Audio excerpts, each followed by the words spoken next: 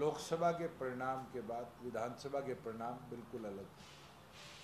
मगर जनता को ये समझना पड़ेगा कि एक और पर संविधान बचाने की बात करेगी,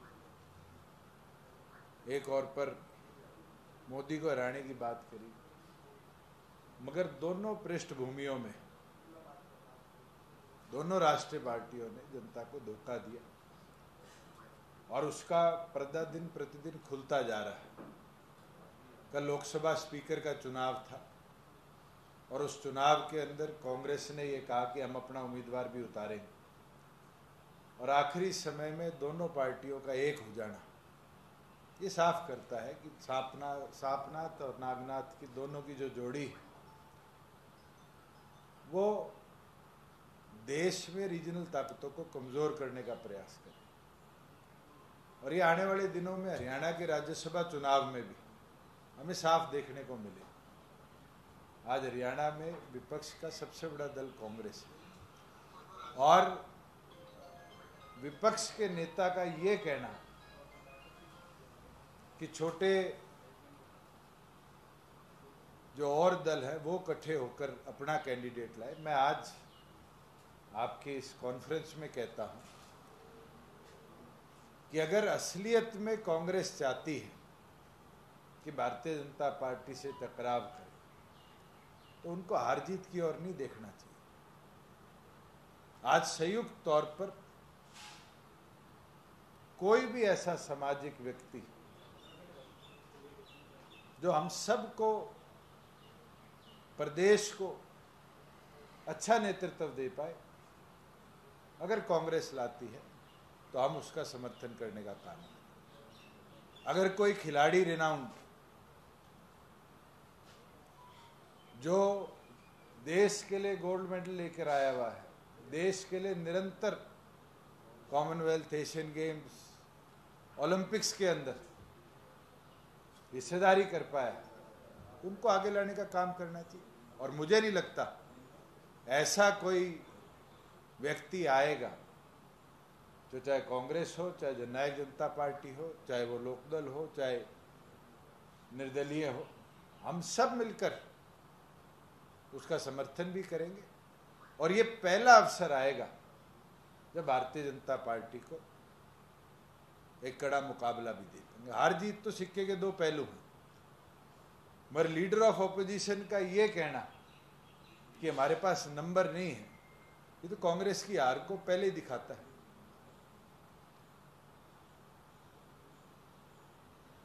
एक चीज और जो पिछले एक सप्ताह के अंदर प्रदेश में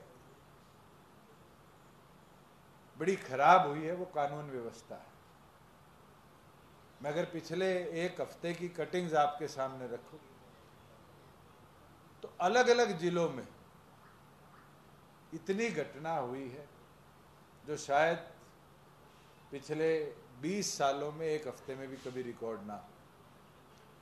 चाहे वो एक कपल को मारकर पार्क में फेंकने की बात हो, एक लड़की की हत्या हो, सरेआम लूट हो, और तो और हिसार के अंदर एक एजेंसी में दिन दहाड़े 40 गोलियां चलनी और अब तक पुलिस द्वारा कोई कार्रवाई ना होनी। कल देर रात मंडी के अंदर गोलियां चलनी। ये साफ दिखाता है कि हरियाणा प्रदेश के मुख्यमंत्री ने जो गृह विभाग अपने पास रखा है उसका पूरा फेलियर है। इससे तो विद साहब भी ठीक थे जो गृह मंत्री के तौर पर कानून व्यवस्था को तो ठीक रख रहे थे। मैं तो आपके माध्यम से ये चीज कहना चाहूँगा सैनी साहब को कि फुल टाइम होम मिनिस्टर प्रदेश में हो तो कानून व्यवस्था सुधरेगी। आज उनका पूर्णतौर फेलियर है कि वो लॉ एंड ऑर्डर सिचुएशन को संभाल नहीं पा। और हरियाणा प्रदेश की ये हालत शायद शराबबंदी के बाद एक बार देखने को मिली थी और उसके बाद 5 से 10 साल लगे थे लॉ एंड ऑर्डर सिचुएशन को सुधारने में। आज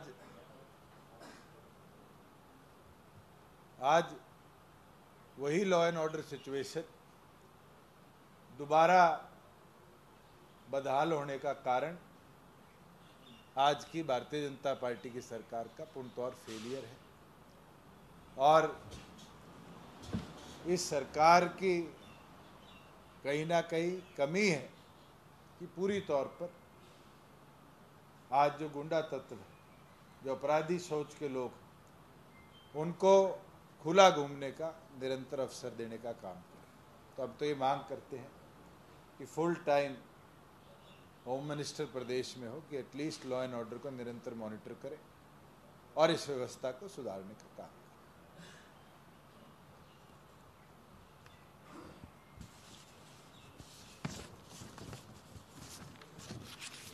अब आपके सवाल ले लूँ, ज़्यादा बेहतर है। नहीं, मेरे कागज, मैंने कहा आज मैं सरकारी कागज नहीं लाया। नहीं, सामाजिक तौर पे कोई पद्मश्री लाया हुआ हो, जिसने बहुत अच्छा सोशल कॉज किया हो, कोई भी ऐसा व्यक्ति जो प्रदेश का अच्छा नेतृत्व कर पाएगा, पूरे विपक्ष को एक होकर साझे तौर पे उतारना चाहिए, हम उसका समर्थन। और अगर नेता प्रतिपक्ष को इतना डर लगता है भी हम समर्थन नहीं करेंगे, तो राज्यसभा के नॉमिनेशन फॉर्म में ये कानून में लिखा हुआ है कि या तो मिनिमम 10 प्रपोजर चाहिए, या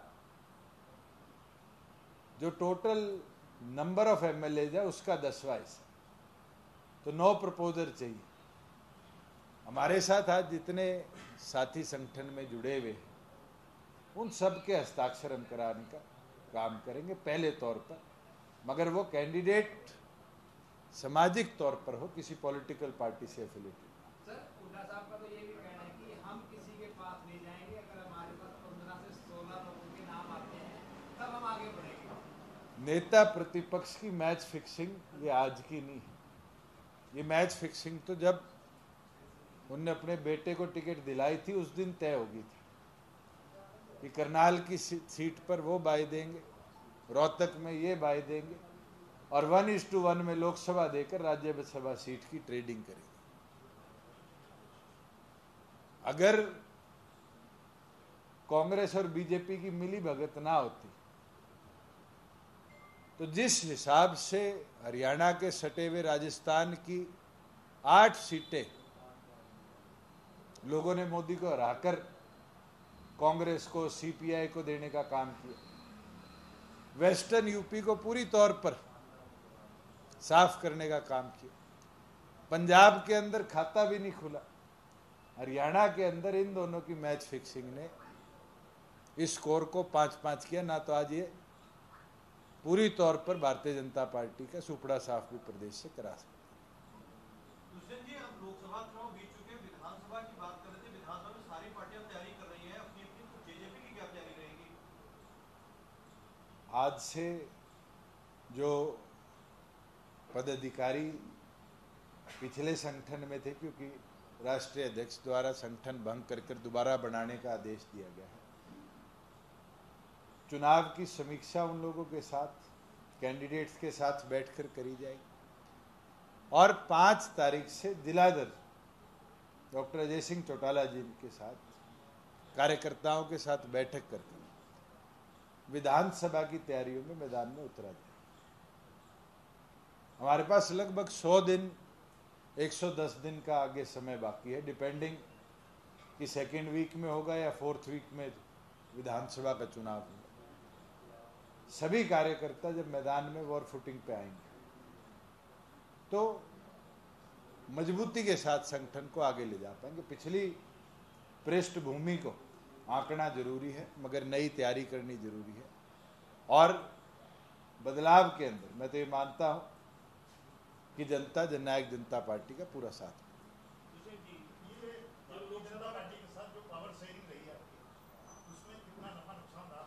देखिए, नुकसान तो हुआ ही है। जो रिजल्ट आए हैं कहीं ना कहीं उसका नतीजा यही है कि जनता ने किसान आंदोलन वाली जो गुस्सा था वो कहीं ना कहीं निकाला है। और मैं तो, एक पुरानी अपने कहावत है, मेरी मदर कई बार कह देती है, गेहूं के साथ गुण भी पिसता है। तो कहीं ना कहीं उसका नफा नुकसान जो था हमें भी झेलना पड़ा।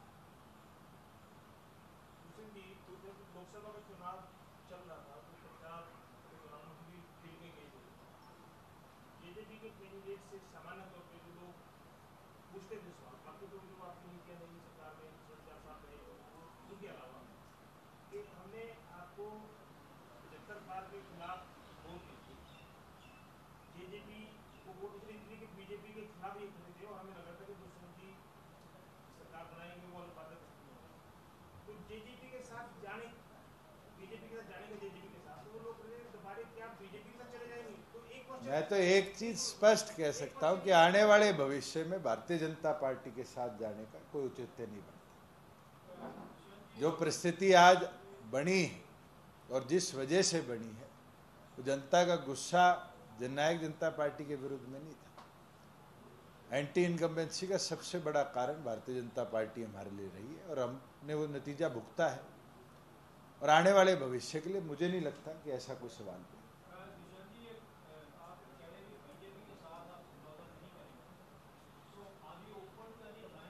देखो, भविष्य में किसके साथ अगर कोई बनेगा तो जरूर उस पर भी विचार हो, मगर आज के दिन हमारा फोकस संगठन को 90 की 90 सीटों पे पहले खड़ा कर मजबूती से आगे की कार्रवाई करें।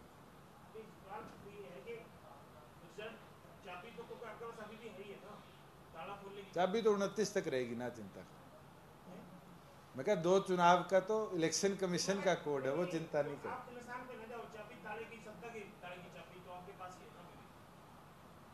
ये स्पष्ट आप कहना चाह रहे हैं कि कुछ भी हो जाए बीजेपी के साथ नहीं जाएंगे, ये क्लियर करना चाह रहे हैं? मैं तो बिल्कुल बोल रहा हूँ, चाहे वो कांग्रेस हो या दूसरे और हो, वो भूसा की गर्भ है, लेकिन बीजेपी के साथ नहीं जाएंगे। आज के दिन हमारा उद्देश्य जो है 90 सीटों पर लड़ने का है। बीजेपी के साथ जाने में जो नुकसान हुआ है वो हमने भुगता है। आफ्टर इलेक्शन भी स्पष्ट कह देता हूँ, आप यही मेरे मुंह से चाह रहे हैं कि हम बीजेपी के साथ नहीं जाएंगे। मैं तो साफ कह देता हूं कि आगे भी नहीं जाएंगे। चाहे आपके साथ सरकार बनती हो तब भी, तो फिर हम हमारी बनाएंगे, वो पीछे खड़े हो जाएंगे। फिर आप सीएम सेम कंडीशन हो, मैं बढ़ू, कोई बने, संगठन का बनेगा। अगर जेजेपी का सीएम होगा तो बीजेपी के साथ जा सकते हैं, अन्यथा नहीं। मैं इस चीज पे ना हाँ भरता। आज के दिन हमें जो नुकसान हुआ है वो भारतीय जनता पार्टी के साथ अलायंस करने से हुआ है और उस नुकसान को हमने इस लोकसभा चुनाव में भुगता है। हुड्डा साहब पे आप कह रहे हैं मैच फिक्सिंग चल रही है, तो हुड्डा साहब विधानसभा में भी कहते थे, वैसे भी कहते हैं कि जिनको जमुना पार कर रहे थे, खट्टर साहब वो भाजपा को जमुना पार कर रहे थे, बाद में वो याद बन गए। वही कंफ्यूजन जनता में है। जगह जगह लोग यही सवाल कर रहे हैं कि जनता पे क्या भरोसा करें कि बाद में वो भाजपा के साथ नहीं जाएंगे। मैं आपको जनता को कई वाक्य हरियाणा के साझे कर सकता। पिछले 2016 का चुनाव था या 18 का चुनाव था या शायद 20 का चुनाव था, जब रामचंद्र जांगड़ा जी राज्यसभा के एमपी बने। उस समय 1:1 में एक सीट दीपेंद्र हुड्डा जीते, एक सीट रामचंद्र जांगड़ा जीते। भारतीय जनता पार्टी ने दूसरा उम्मीदवार नहीं उतारा। ये तो हमने हिम्मत मारी कि हमने निर्दलीय तौर पर कार्तिकेय शर्मा का सहयोग किया और नंबर गठित करे और हमने 2 के 2 सांसद सीटें उस समय जितवाने का काम किया। इस बार ये चीज तो साफ है कि विपक्ष के नेता के अंदर वो दम नहीं है कि वो उम्मीदवार की भी लड़ाई लड़ सके। ये कमजोरी किसकी है? मैच फिक्सिंग किसकी है? आज हमारे पास 30 लोग या 28 लोग होते तो हम पहले तौर पर, हार जीत तो राजनीति में होती रहती, मगर उम्मीदवार उतार के लड़ाई लड़ना क्या ये विपक्ष का काम नहीं है? आज कांग्रेस के नेता ये कह देते हैं कि हमारे पास नंबर नहीं है। ये कमजोरी किसकी है? मैच फिक्सिंग किसकी है? आज जनता ये देख रही है, समझ रही है कि किस प्रकार से कांग्रेस पहले मैदान छोड़ चुकी कि भारतीय जनता पार्टी यूनानिमसली इस सीट को जीती।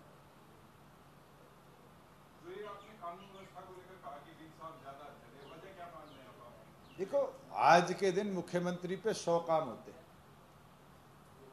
और उसके अंदर जो सबसे इंपॉर्टेंट चीज प्रदेश के लिए है वो लॉ एंड ऑर्डर।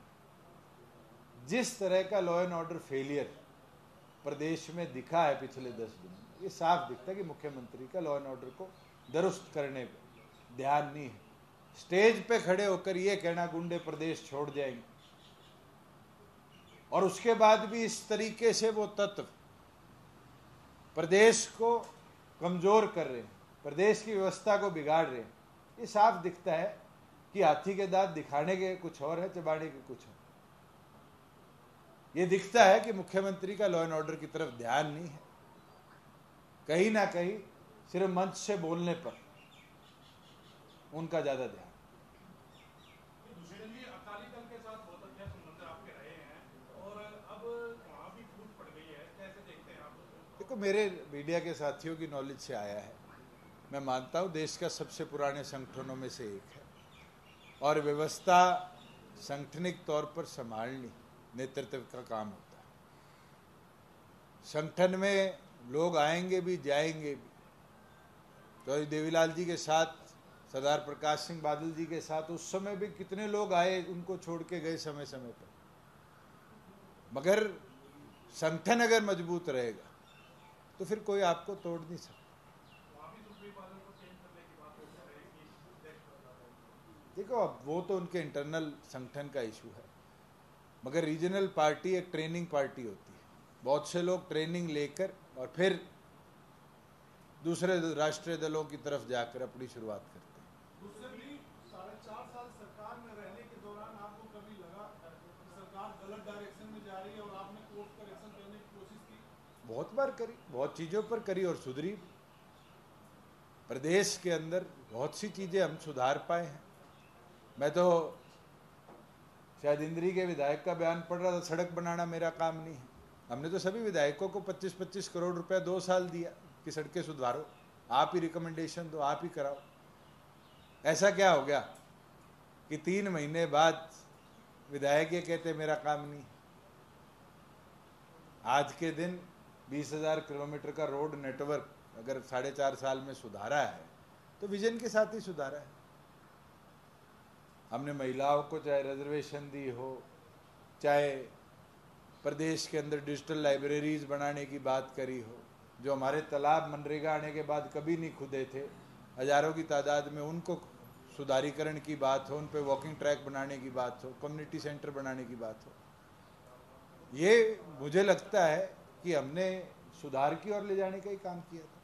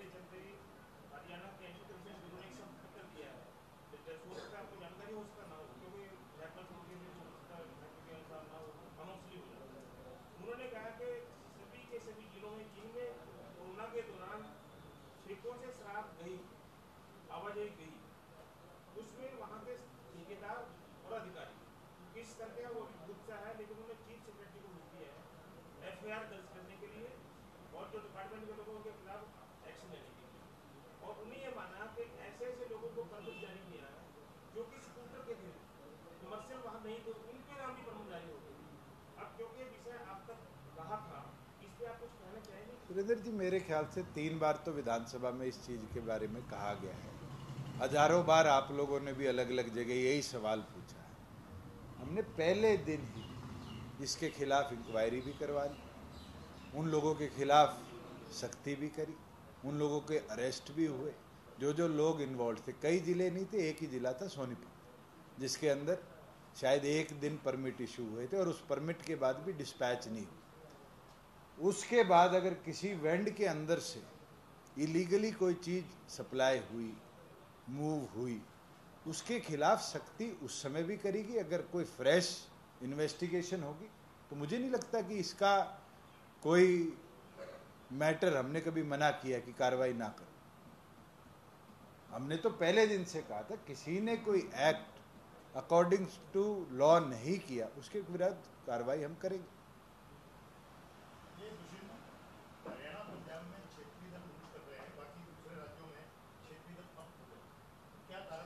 ये तो समय है, आप बीजेडी 25 साल राज्य में रही, क्षेत्रीय दल थी, और वही नवीन पटनायक जो 25 साल मुख्यमंत्री रहे, वो अपनी खुद की जो परमानेंट सीट थी वो हार के दूसरी से जीत गए। आज क्षेत्रीय दलों की बात करूं मैं तो आप परफॉर्मेंस शिवसेना ठाकरे का देख लीजिए, शरद पवार जी का देख लीजिए, AIDMK का देख लीजिए। आज रीजनल तौर पर नेशनल कॉन्फ्रेंस जम्मू कश्मीर में 2 सीटें जीत गई और खुद ओमर अब्दुल्ला हार गए। ये तो जनमत है, और जनमत हमें एज पॉलिटिकल पार्टी हमेशा स्वीकार भी करना चाहिए, और जनता ही है जो जिताती भी हराती भी। राहुल गांधी पर सवाल उठाए जाते थे सभी को लेकर, आज वो लीडर ऑपोजिशन है, क्या कहना चाहेंगे? आज उनके पास 55 से ज़्यादा सांसद हैं, पार्टी के नेतृत्व ने चुन लिया, उनको शुभकामनाएं। अभी तो पहली शुरुआत है, और शुरुआत अभी तो चलनी है। अभी तक तो नेता प्रतिपक्ष के तौर पर लोकसभा में शायद उनने एक बार भी अनुमोदन नहीं किया। अभी तो देश देखेगा कि क्या वो नेतृत्व कर पाएंगे या नेता विपक्ष के तौर पर फेल रहेंगे। दुष्यंत जी हाल ही में कांग्रेस के नेता राज्यपाल महोदय से मिले थे और कहा था कि सरकार को डिसॉल्व कर दिया जाए, और वो इसलिए फ्लोर टेस्ट की मांग नहीं करेंगे कि हॉर्स ट्रेडिंग हो सकती है। पहले ऐसे बयान आया था आपकी पार्टी की तरफ से कि आप कांग्रेस को सपोर्ट करेंगे, क्या आप अभी भी सपोर्ट करते हैं? जननायक जनता पार्टी बड़े क्लियरली महामहिम को पत्र भी लिख चुकी है। आज दोबारा मैं बोल देता हूं कि प्रदेश की सरकार अल्पमत में है। आज प्रदेश के अंदर नंबर ऑफ MLAs जो वो 86 रह गए। किसी भी पॉलिटिकल पार्टी को सरकार चलाने के लिए आज 44 का आंकड़ा चाहिए, और भारतीय जनता पार्टी की जो अब सरकार चल रही है निर्दलीयों के समर्थन से, अलोपा के समर्थन से, वो सारा नंबर मिलाकर भी 43 पहुंचता है, 44 नहीं पहुंचता। हमारी ये मांग महामहिम से थी कि फ्लोर टेस्ट होकर, क्योंकि चुनाव 100 दिनों बाद है, प्रदेश के अंदर प्रेसिडेंट्स रूल लगाया जाए और इलेक्शन कमीशन को सिफारिश करी जाए कि प्रदेश में चुनाव हो, ना कि किसी और दल की सरकार प्रदेश में। दुष्यंत जी, आपने शुरुआत में ही कहा कि लोकसभा चुनाव में आपको देखने को मिला कि किसान आंदोलन का असर भी रहा और किसानों की नाराजगी उन्होंने जाहिर भी कर। अब आप किसानों को कुछ कहेंगे? मैं तो एक चीज कह सकता हूं कि हम फील्ड में उतरेंगे, मजबूती से लड़ाई लड़ेंगे। हमारा काम राजनीतिक तौर पर नए लोगों को जोड़ना है, और जननायक जनता पार्टी का मेरा हो, किसान हो, महिला हो, युवा हो, मजदूर हो, छोटा दुकानदार हो, इन सबको साथ लेकर आगे चलने का। जो अल्पमत की सरकार का जो विषय उठाया गया, पूर्व मुख्यमंत्री ने ये दावा किया कि JJP के 2 MLA को ओपन नहीं, और कुछ तो अग्रणी का नाम नहीं लिया, लेकिन जोगीराम सियाब और रामनाथ सुरजेवाला ये BJP के साथ है। हम अल्पमत में नहीं, ऐसा उन्होंने दावा किया। आज माननीय अध्यक्ष महोदय से समय लेकर उनसे मिलने का काम करेंगे, क्योंकि पार्टी की तरफ से लिखित तौर पर video, audio and pictorial evidence 2 विधायकों के विरुद्ध अध्यक्ष महोदय को दिया गया है कि इनके विरुद्ध एंटी पार्टी एक्टिविटी और जो अनुच्छेद 10 के माध्यम से कार्रवाई होनी चाहिए, उस कार्रवाई को आगे लेकर चले। मैं हैरान हूं कि आज तक माननीय अध्यक्ष महोदय ने उसके अंदर ना तो उन 2 विधायकों को, ना पार्टी की कंप्लेंट को मॉनिटर करने का काम किया। हम दोबारा मिलकर उनसे मांग करेंगे कि उन 2 के विरुद्ध कार्रवाई। तो वो तो एक प्रकार से